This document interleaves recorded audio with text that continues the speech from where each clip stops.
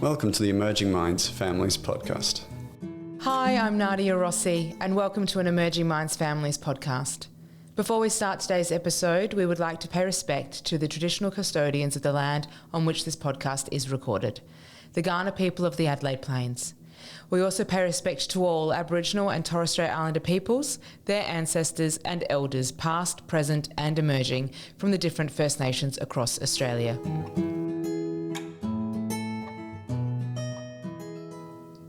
Today, we welcome back Nicki, a mum of two, for a conversation about parenting while living with mental illness. Nicki shares with us her experience of navigating parenting through times of wellness and times of struggle, and reflects on what has helped her along the way, from support networks and self-compassion to talking openly with her children about mental health in age-appropriate ways.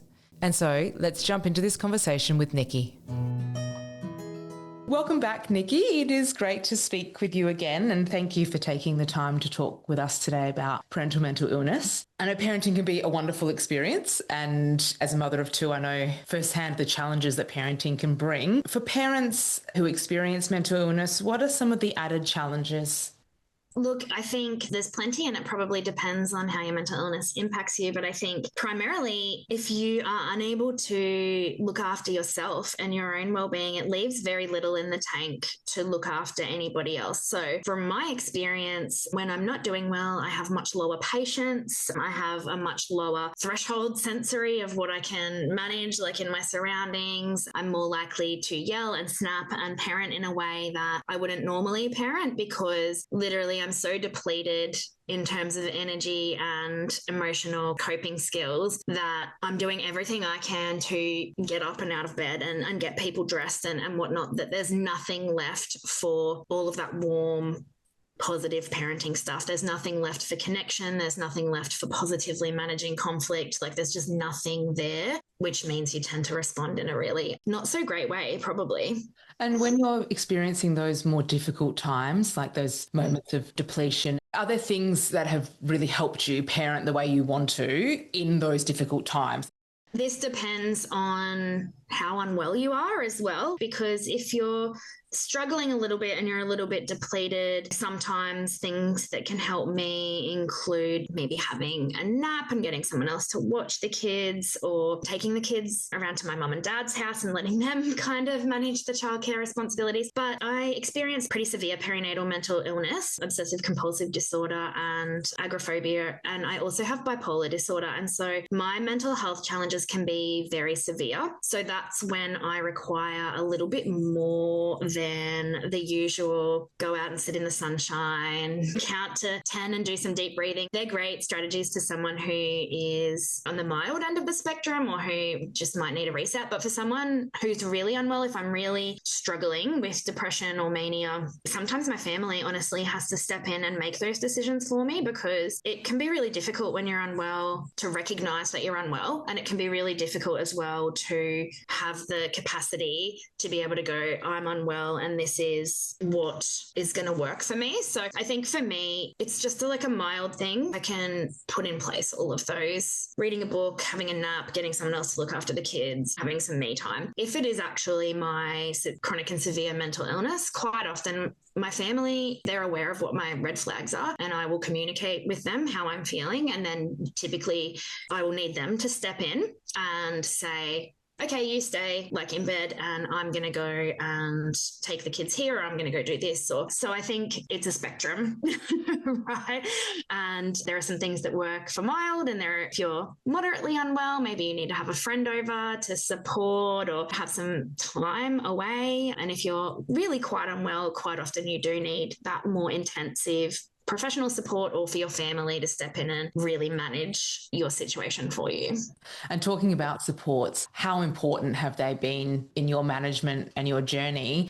Yeah, no, definitely. I think at different points I've needed different levels of support. So over time that has included, obviously, family, friends, partner. It has also included mental health professionals, psychologists, OT, psychiatrists. It has included mental health inpatient unit stays. It has included peer groups, so other groups of people that are experiencing the same mental health challenges as I am. It has included helplines and online support. So when I'm really unwell, it's to the extent of childcare support to get my children extra time in childcare, some support with work and study, and so making sure that that is managed while I can't physically kind of like commit to it. So I think there's a lot of supports out there that you can step up or step down into depending on how well or unwell you are, and hardly anyone requires the highest level of support all the time. And so it's fine to access that highest level of inpatient stays and childcare supports and financial supports, but then for that to be for a month or two, and then might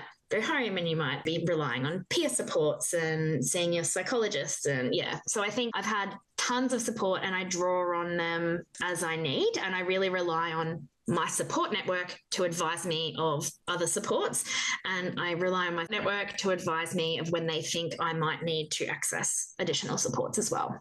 You paint a really great picture of what supports are out there and at what certain times you may need those supports, and to know that they're not always family and they're not always friends, but sometimes just getting extra childcare so you have that afternoon to yourself. There's a helpline out there, so if you don't have family and friends to talk to, there's someone, or if you just want someone that's completely unbiased to speak to, that those supports are out there. I wanted to talk about children and talking with children about your experience with your mental health. And is there an age you feel is right to have those conversations, or do you feel like have those conversations been ongoing with your children since they were little, or did you pick okay, we're going to talk about this when they're 12? I think for me, I think that from when they're babies, before they can even talk back to you, you can speak to them and say, Mummy's really sad today, and that's why my face is like this. And I think I didn't do that. I didn't have the knowledge that I have now about babies and mental health, but I wish that I had. But I do believe that there's no, in my view, young age, that mental health is a spectrum. As we know, you can either have really good mental health, really bad mental health, and most people are in between. So why wouldn't we talk about that with kids when we're talking about feelings and emotions? And we do that from when they're like, 1, 2, 3. And mental health spectrum is actually like just as normal and biological as that. So I would say there's lots of great books out there if you're not sure of what to say, lots of picture books that explain that mental health is not a bad thing. Actually, having good mental health is amazing. But sometimes we have like bad mental health, and sometimes most of the time we're in the middle. So I think they're conversations that if I had a baby now, which I will not be having, but just if I was to have a baby now, it would be something that would be part of our family conversations from when they were born. Now, with my children, it was very young anyway, because my daughter kind of developed anxiety when she was about 2.5, 3, and saw her first child psychologist when she was 3. So from that point, like, we're kind of talking about her mental health, and it just made sense for me to say, I kind of get where you're coming from. Like, you're 3, I'm 22, but I get it because I also have anxiety. And so I think it was an easy conversation for us in a way that my daughter experienced mental health challenges quite young. That meant we were open about it. And then when her brother came along, she was still in treatment. And so he grew up going to like mental health appointments for me and for his sister. And I was very lucky in that I grew up in a family where my mum was very, very honest and upfront around our family's generational mental health challenges with bipolar disorder and all of those types of things. And so I feel like I've got a bit of a head start to some people. And I feel like my kids maybe have a little bit of a head start in that it was just the most normal thing for us to talk about because it was part of all of our daily lives. My daughter was 3 when I was hospitalized. We had to explain that to her. And it wasn't difficult because I didn't feel any shame or stigma over it. But I have obviously worked and have friends and stuff that because of the way they were raised, they do hold a lot of shame like around their mental health, and they do find it much more difficult to talk to their children about. And I think in that situation, it's just keep trying. And maybe like I really do believe that watching Bluey episodes or reading picture books means that you don't have to maybe have the conversation, but it's giving you the language and the tools to use with a young child. And it's finding those age-appropriate ins, right? So a picture book, a kid will always, most of the time, sit down if you're going to read them a story. And so it's giving them that time to hear the story and process it in their own way. And then it gives them language and more understanding and that openness that you talk about in your family. I wanted to talk a bit about language, and how did you find talking to your kids and children about like your good days and your bad days, and has that language changed over time? Yeah, look, I think definitely it's changed depending on their developmental age and stage. When they were younger, it would have been like, mummy's sad today, and I'm just going to stay in bed because I'm a bit sad. The problem with bipolar is when I was manic or hypermanic, I didn't necessarily agree with the people around me that I was. And so I think like we used to say something like, oh, mummy's having a full on day today, like or whatnot. And as they got older, that kind of transitioned into using the actual terminology. I am a believer in, I guess it's similar to the conversations that we have around using body parts, the correct terminology for body parts. So I've always been a big believer in that. And so as they got old enough, I began transitioning to using mummy or I have a condition that's called bipolar disorder. And that means that some days I'm really, really depressed, or some weeks I'm really, really depressed. And that means really, really sad. And then other times I'm really happy, but I make lots of decisions that I probably wouldn't make otherwise. And so explaining it to them, and then obviously after a period of time of explaining those things to them, all I had to say was, I'm having a depressive day. And they would be like, yep, okay, got ya. So I think definitely the language transitioned depending on how old they were, but it kind of transitioned at the same age for both of them. So Riley probably learnt the technical stuff a bit earlier than Emily. And part of the bipolar disorder was a substance use disorder in terms of alcohol. So that was probably the most difficult part to describe, because they really understood, because they were witnessing my behavior when I had been drinking alcohol, but then they were witnessing other family members who could drink alcohol and not have the same impact. So they had a lot of questions about that. And most of those questions, actually, they took to my husband, because that was an area I was ashamed of and I found it really difficult to talk about. And so my husband was like this safe mediator place where he's like, well, some people can drink alcohol and be okay, and other people like your mom have something with their brain that kind of like makes it go 0 to 100. And so, yeah, I think there was lots of conversations about that. And then as they grew older, there was lots of conversations about sobriety and why I wasn't sober, and then why I did end up getting sober. And so it has really evolved over time, but with a lot of conversation and a lot of me having to leave my ego and shame at the door and just be like, this is their experience of me as a mum, and I just have to accept that that's their experience of me as a mum. Nicki, so when you started having conversations around your mental health with your children, did you find that they responded or understood in a similar way, or did they have different responses, and has their understanding shifted over time? Yeah, great question. I think definitely there are 3.5, 4 years between my two children, and so my understanding grew about it as well. So I guess initially when I began having conversations, it was different to both of them because they were so developmentally far apart. My eldest understood a lot more than what my youngest did. And I think as they grew, their understanding kind of caught up to each other over time, and we began having even more in-depth conversations and giving more details and more examples to them. Whereas when they were really little, it was reading storybooks about parents that might have a mental illness and then saying, oh, that's like mummy does that sometimes too, doesn't she? Whereas then they got older and they started asking the harder questions, I think, to answer sometimes. And they were things like, how come some people get better and some people don't get better, and how come my friend's mum who has anxiety is like this and you're like this. And so I think you're constantly being very flexible with how you discuss with your kids, because not only do they understand it in different ways if you've got multiple kids, they're also different temperaments. And so my son is far more of a nurturing temperament where he will just come up and cuddle and go, you'll be okay, mum, it's okay. Whereas my eldest is far more critically thinking, and she'll want to ask the difficult question. How long is this one going to last? Have you taken medication for this? What did your doctor say? So I think it is a struggle, because in that moment, I think as a parent and you're not doing well, it's really hard to come up with answers that are age appropriate and also that will satisfy their knowledge or their want for knowledge. And so I think it is really important to start having the conversations, if you can, when you're well or during a period of time when you're doing well, because it's much easier to answer those difficult questions when you're well than like when you're right in the thick of it. And I think it's okay to also say to your kids, and I say to my kids all the time, I don't know how to answer that question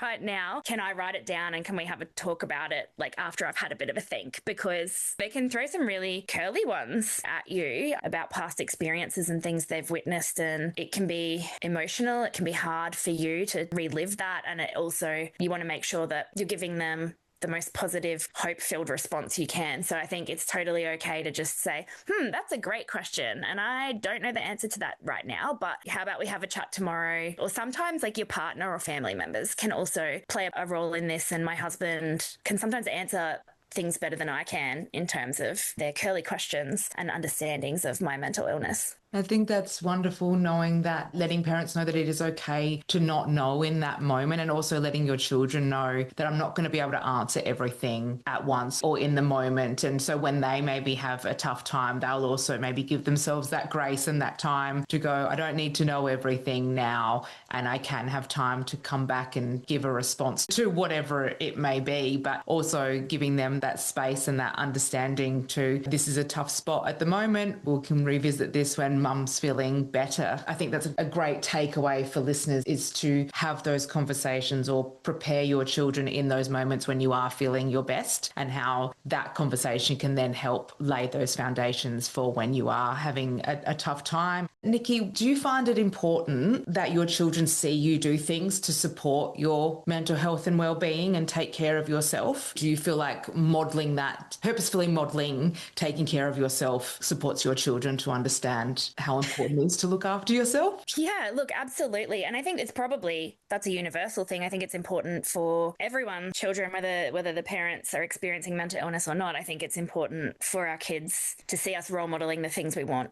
for them: healthy eating, good relationships, decent rest, going to the doctor when we need to, all of those types of things I think is important for everyone. I think it's critically important for families where the parents might be struggling with or have challenges with mental ill health, or maybe substance use challenges as well, because they're seeing a much more complex kind of roller coaster of emotions as opposed to what the average person would see day to day, which is like sometimes mum's a bit sad, sometimes she's a bit angry, most of the time she's right in the middle. Kids that have parents that have a serious or chronic mental illness, they're seeing the extremes of the emotions and the outcomes of those mental illnesses. So it's really important, I think, for those children to see that their parents in some way have control over those conditions. They may not be able to control having the condition in the first place, but they can certainly control trying to stay well and trying to enjoy life and trying to be as healthy as that they can for their children, and hopefully their children will absorb all of those things that they're growing up with, whether that be Sunday afternoon walks in the local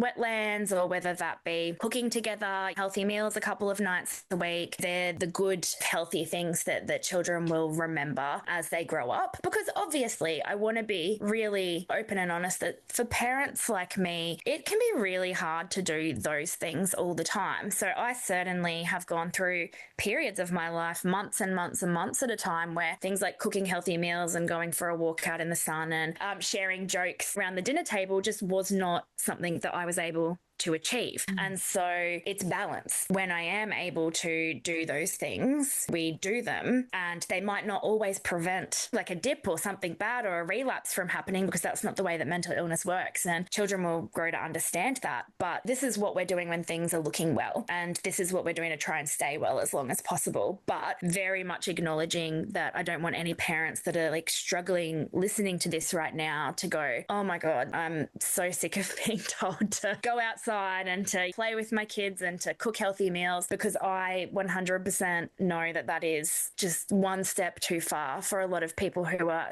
actively struggling with their mental health at the moment. And it's okay. You don't have to do those things all the time. But when you can do them because number one, they're fun. And number two, we know that they're good for mental health. And number three, that's one thing that our kids can remember, that these are our routines when we're well. And when we're unwell, it might look a bit different, but when we're well, this is what it looks like. And I think that's such an important thing to note, is that, yes, of course, you want to be able to take care of yourself, but when you can, and acknowledging in those tough times, there are going to be times where you're not going to be able to, but you paint such a realistic picture of expectations and managing those expectations. And then also, I guess, when you can, and in those good times or when you're able to model to your children, then that can benefit their own well-being, because they then see you and what you're doing, and they can take that on and go, okay, well, maybe I will, if I can, go for a walk. Yeah. And I think the other thing that I had forgotten to add is that you can role model taking care of yourself when you're really not doing well. It just looks a lot different to what the media and the tip sheets that are all about prevention talk about.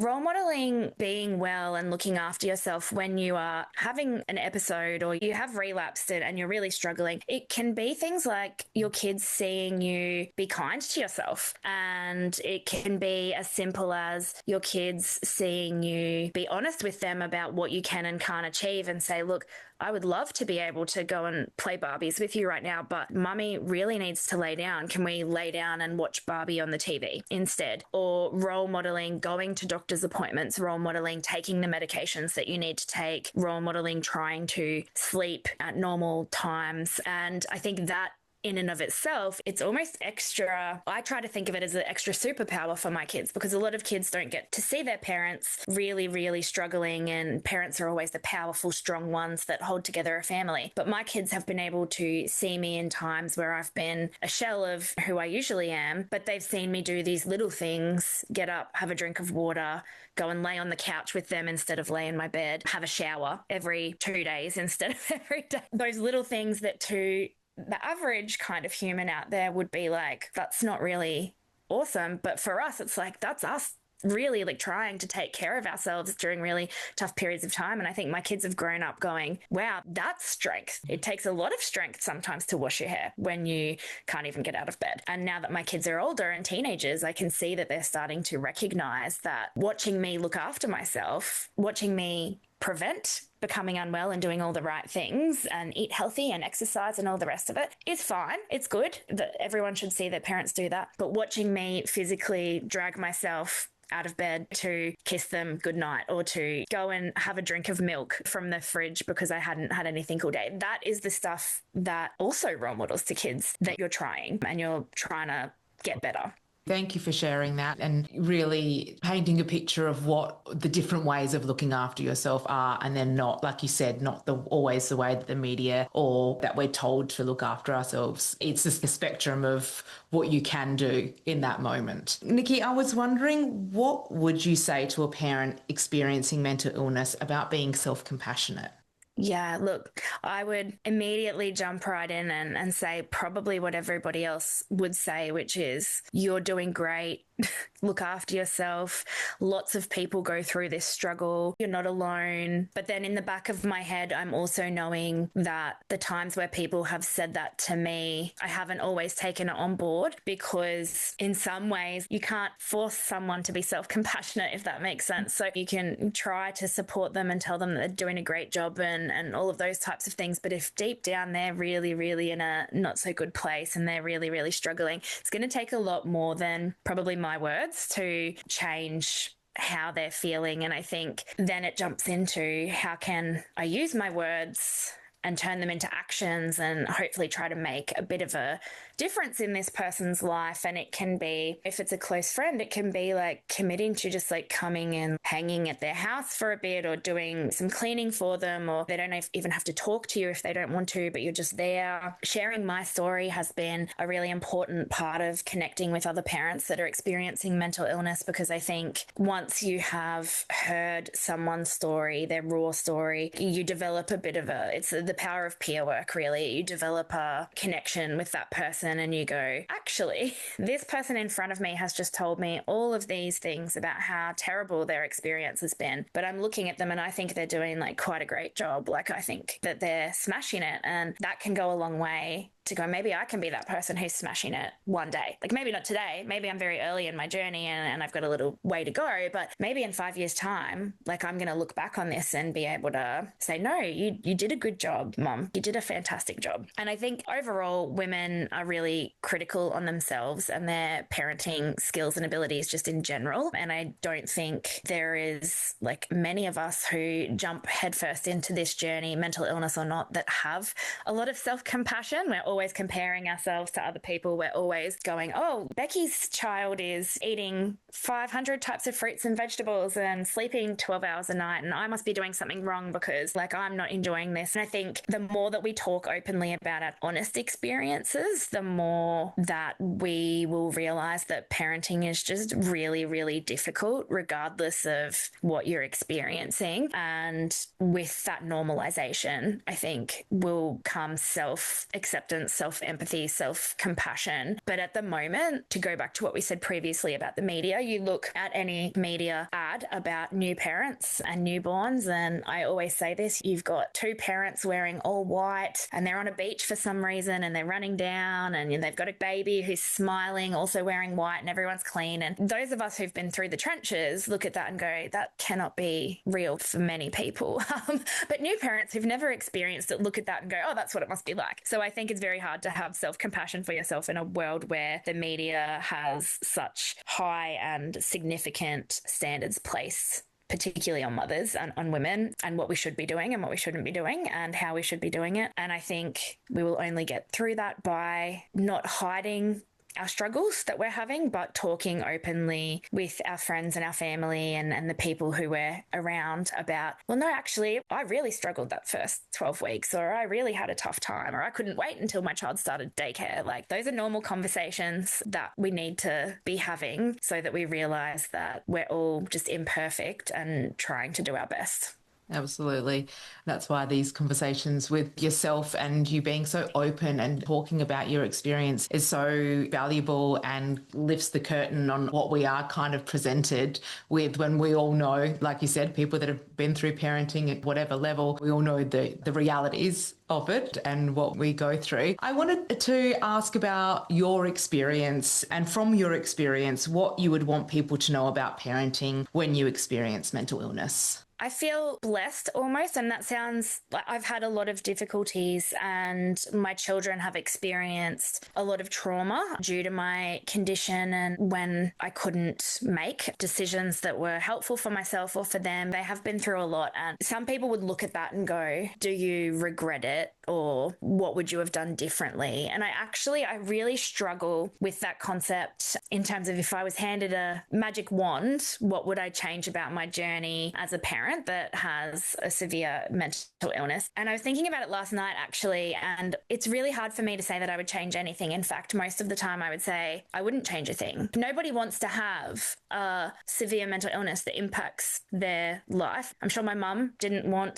to have a baby that would grow up to have this. I'm sure my husband doesn't want to have a wife that struggles like this, and I'm sure my kids also don't like to see me struggle. But I think without it, I would be a completely different person and I would be in a completely different situation. My children would be completely different children. And so I would do it all over again, really, because it's been hard. It's really been hard. And I'm not going to say that parenting on its own is easy, or parenting with a mental illness or a disability or substance use challenge. It's so difficult. But what you get out of the difficulty at the end, for me, being someone who has kind of done the years and years and years of hospitals and medications and therapies, my mental illness will never go away. I will live with it for the rest of my life. But I'm at a point where I have a solid understanding of it and how I can manage it and what to do if it flares up again. But I also look back and go, wow, I am a very strong, very knowledgeable, very empathetic person because of the journey that I've been through. I can support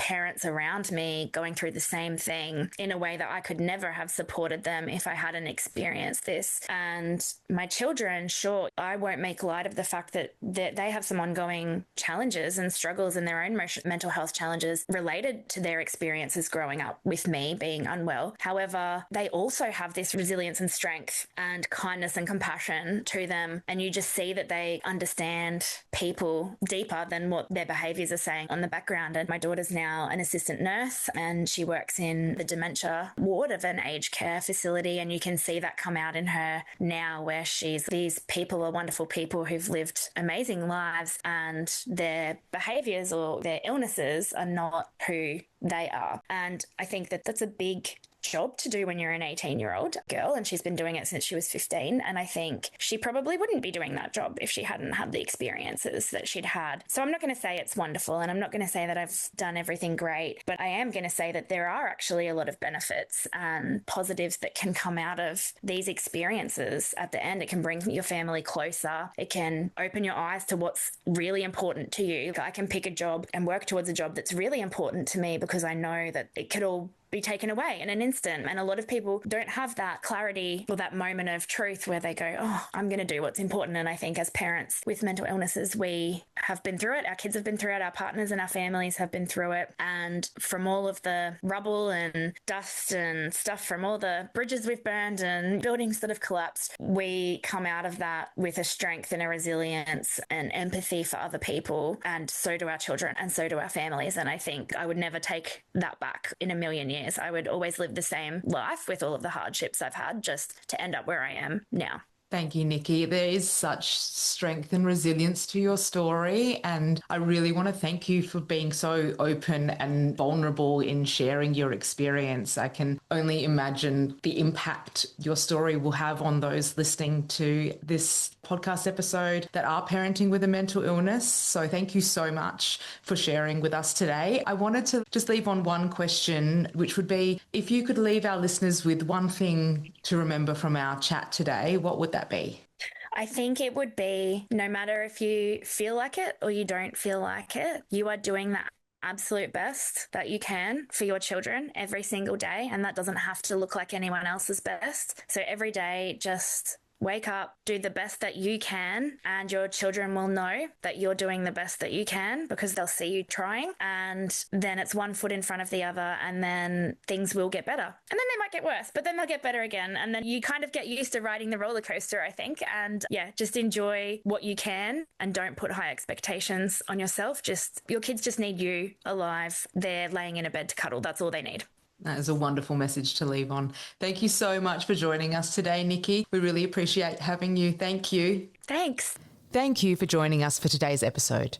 If you would like to keep up to date with our latest conversations, we'd love it if you liked and subscribed to our Emerging Minds Families podcast channel. You can also find us on Instagram at Emerging Minds AU or on Facebook at Emerging Minds Families. Visit our website at www.emergingminds.com.au/families for a wide range of free information and resources to help support child and family mental health. Emerging Minds leads the National Workforce Centre for Child Mental Health. The centre is funded by the Australian Government Department of Health under the National Support for Child and Youth Mental Health program.